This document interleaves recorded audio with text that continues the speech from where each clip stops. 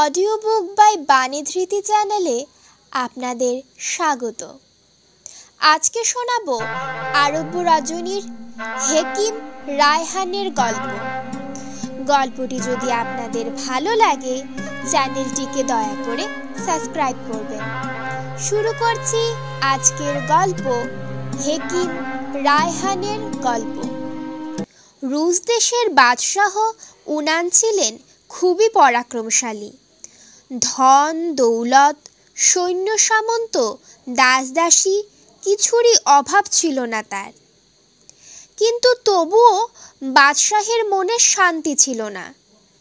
তার শরীরে ছিল কুষ্ঠরোগ। দগদগে ঘা পোশাকের তলাতেও ঢাকা পড়ত না। হাকিমের দাওয়াই, তাবিজ, শেকড় বাকড় সবই হার মেনেছে। রোগের জ্বালা নিয়ে বাদশাহের বড়ই কষ্টে জীবন কাটছিল। একদিন এক বৃদ্ধ হেকিম এলেন দরবারে। তার নাম রায়হান। বহু রকম বিদ্যা তিনি জানতেন। নানা ভাষায় পাণ্ডিত্যও তার কম ছিল না। বাদশাহকে কুর্নিশ করে হেকিম রায়হান বললেন, মালিক, আপনার দুরারোগ্য ব্যাধির কথা শুনে ছুটে এলাম। আমার দাওয়াই কখনো বিফল হয় না।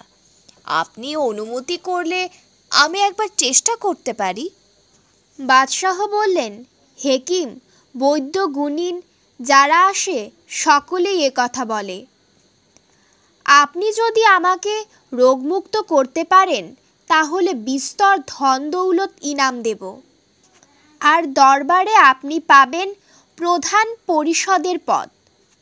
আপনার বংশধরের জন্য আমি নিয়মিত মাসোহারার ব্যবস্থা করে দেব। বৃদ্ধ হাকিম বললেন, বাদশাহ মেহেরবান, আপনি ভরসা রাখতে পারেন। আমার দাওয়াই আপনাকে নিশ্চিত সুস্থ করে তুলবে। আমার চিকিৎসার অসাধ্য কোনো রোগ নেই।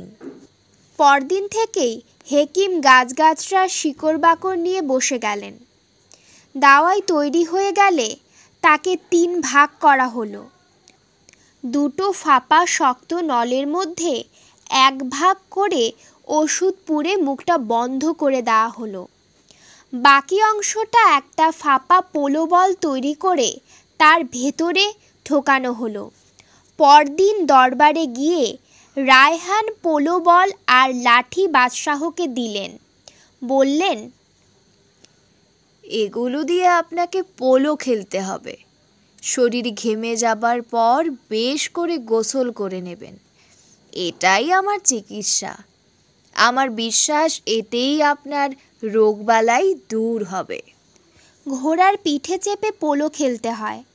হেকিমের ব্যবস্থা মতো বাদশাহ আমির ওমরাহদের নিয়ে ময়দানে গিয়ে পোলো খেললেন। কিছু সময় পরেই ঘেমে শরীর জবজবে হয়ে ওঠে। খেলা বন্ধ করে প্রাসাদে ফিরে এসে তিনি ঠান্ডা জল দিয়ে স্নান করলেন। সারা শরীরে ক্ষত। তার যন্ত্রণা নিয়ে রাতে ঘুমোতে পারতেন না বাদশাহ। কিন্তু রায়হানের দাওয়াইয়ের এমনই গুণ যে প্রথম দিনেই তার যন্ত্রণা অনেক কমে গেল। গোটা রাত নিঃসাড়ে ঘুমোলেন তিনি।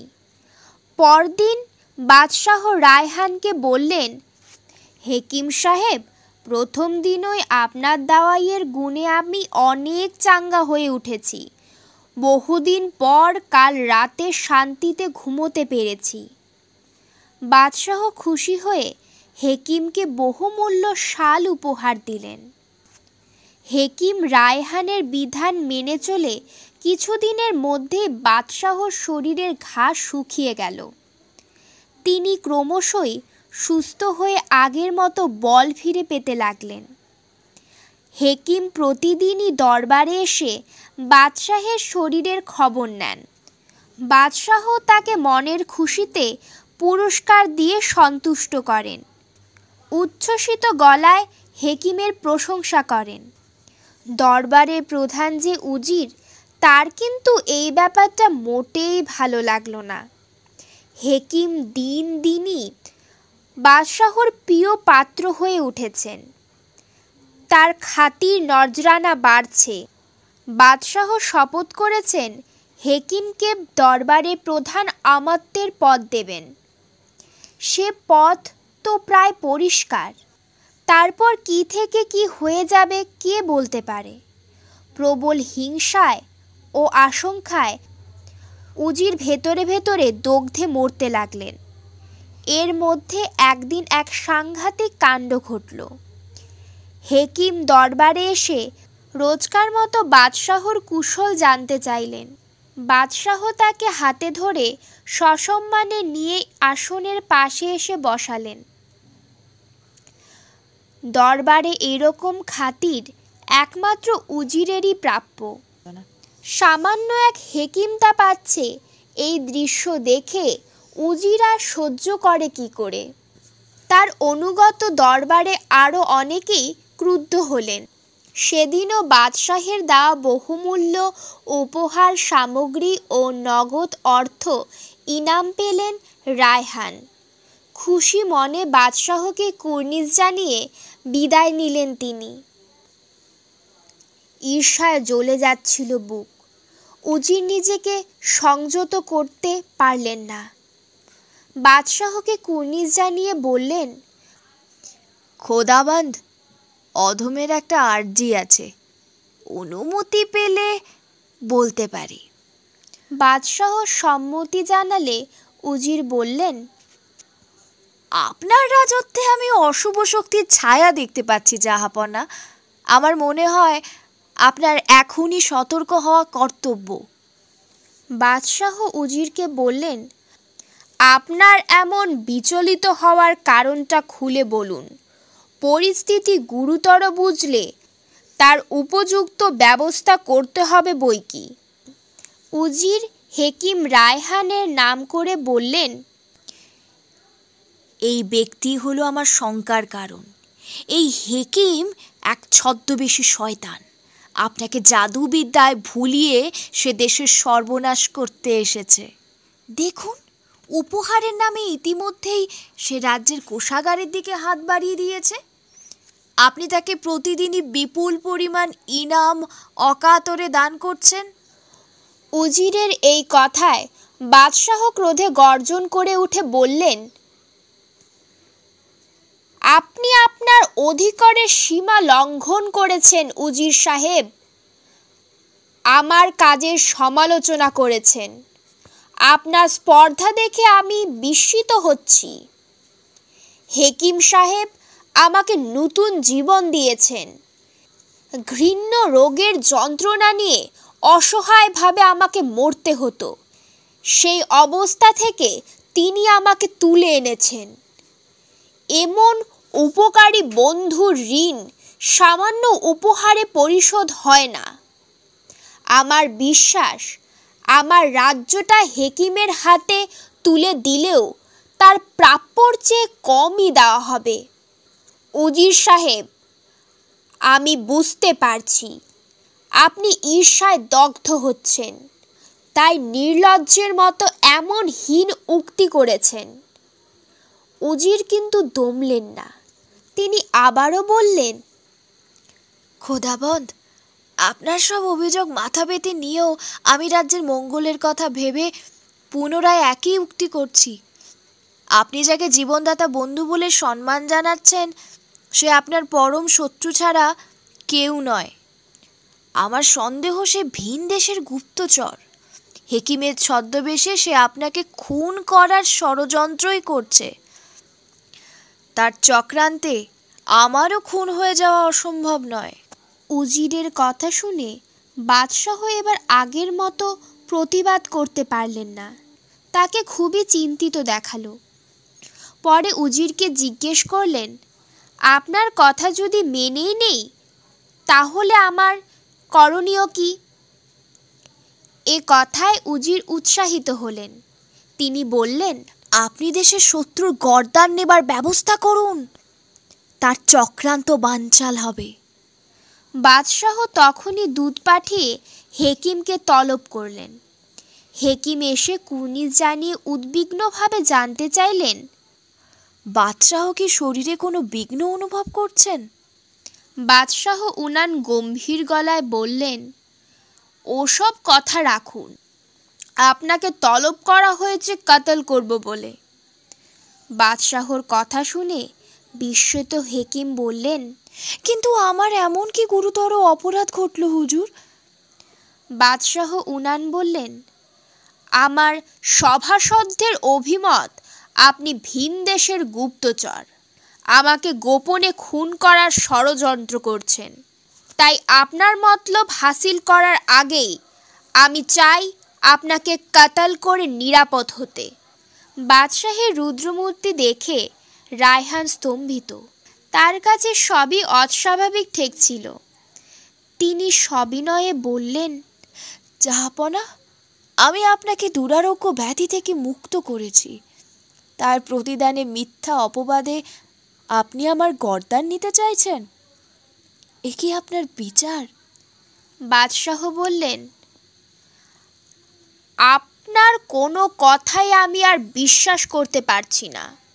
সামান্য একটা লাঠির সাহায্যে আপনি আমার কঠিন রোগ সারিয়ে তুলেছেন, কোনো দাওয়াই প্রয়োগ করেননি। এ এক অবিশ্বাস্য ব্যাপার। আপনি নিশ্চয়ই কোনো জাদুকর। আমার আশঙ্কা হচ্ছে কোনো দিন কোনো ফুলের গন্ধ শুকিয়ে আপনি আমাকে হত্যাও করতে পারবেন। সেই কারণে আপনাকে কতল করে আমি নিরাপদ হতে চাই। হেকিম বললেন, বাদশাহ, আমি বুঝতে পারছি আপনি সন্দেহের বশে হিতাহিত জ্ঞান হারিয়ে ফেলেছেন। এটা সত্যি যে আপনার রোগ যন্ত্রণার কথা শুনেই উপযাচক হয়ে আমি এখানে উপস্থিত হয়েছিলাম। কিন্তু আমি বিস্মিত না হয়ে পারছি না এমন একটা কঠোর সিদ্ধান্ত নেবার আগে আপনি আমার সম্পর্কে কোনো খোঁজ খবর নেবারও প্রয়োজন বোধ করেননি।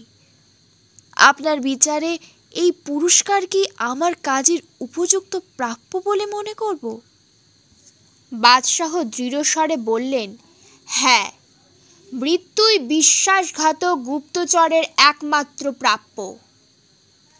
হেকিম রেহান বুঝতে পারলেন, ঈর্ষা কাতর দুষ্টু পারিষদদের কুমন্ত্রণায় অল্প বুদ্ধি বাদশাহর মন সম্পূর্ণ বিষিয়ে গেছে।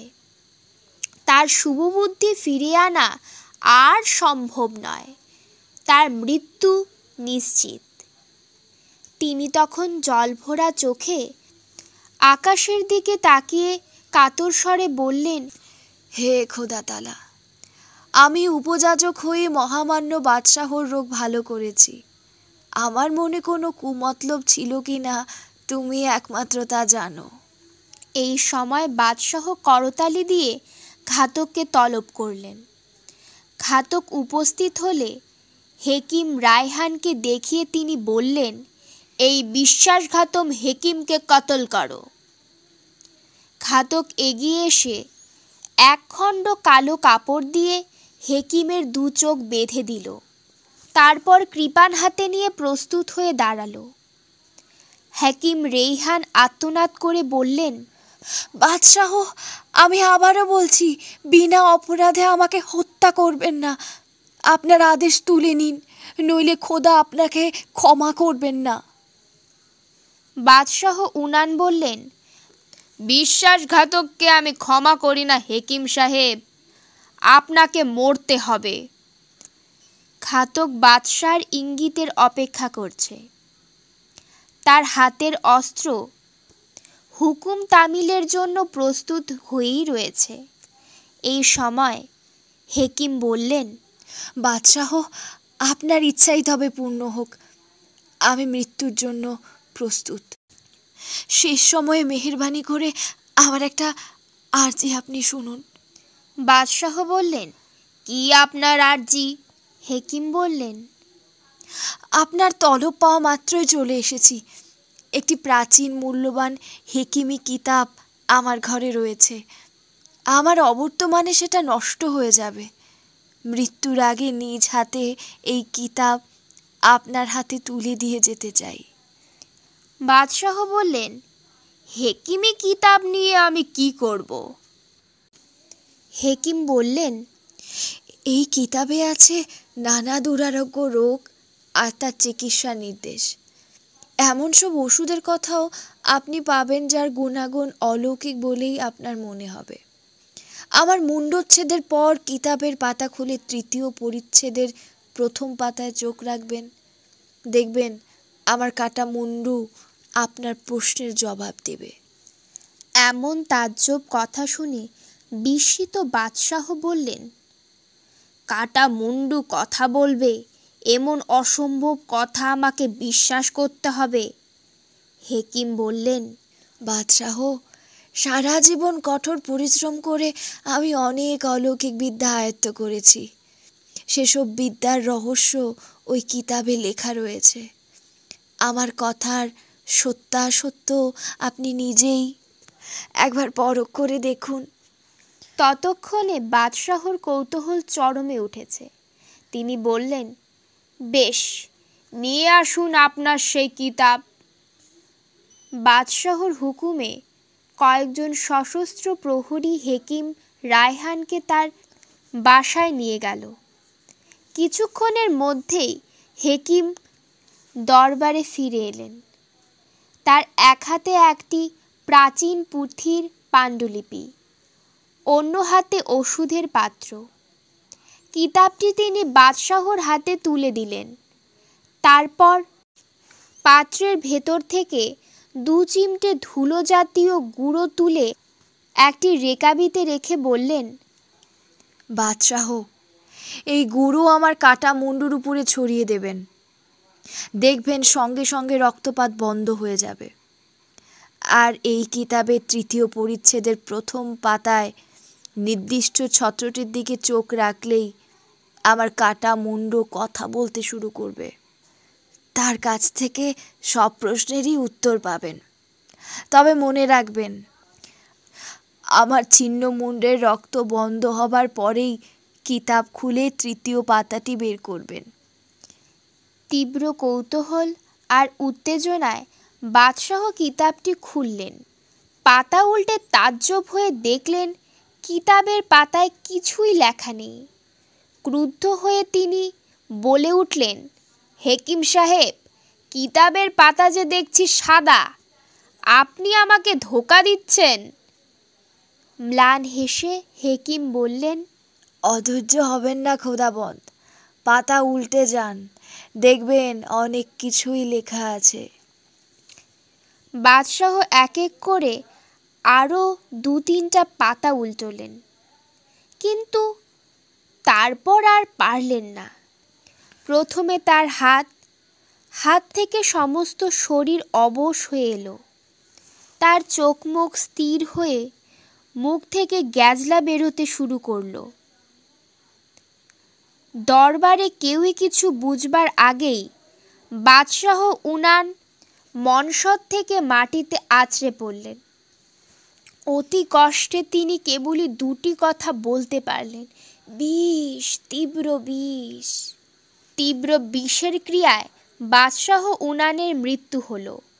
আমির ওমরাহরা স্তম্ভিত হয়ে সেই মর্মান্তিক মৃত্যু দৃশ্য দেখলেন। এরই সাথে শেষ হলো আরব্য রজনীর হেকিম রায়হানের গল্প। গল্পটি যদি ভালো লাগে আমাদের চ্যানেলটিকে অবশ্যই সাবস্ক্রাইব করবেন। সকলে ভালো থাকবেন।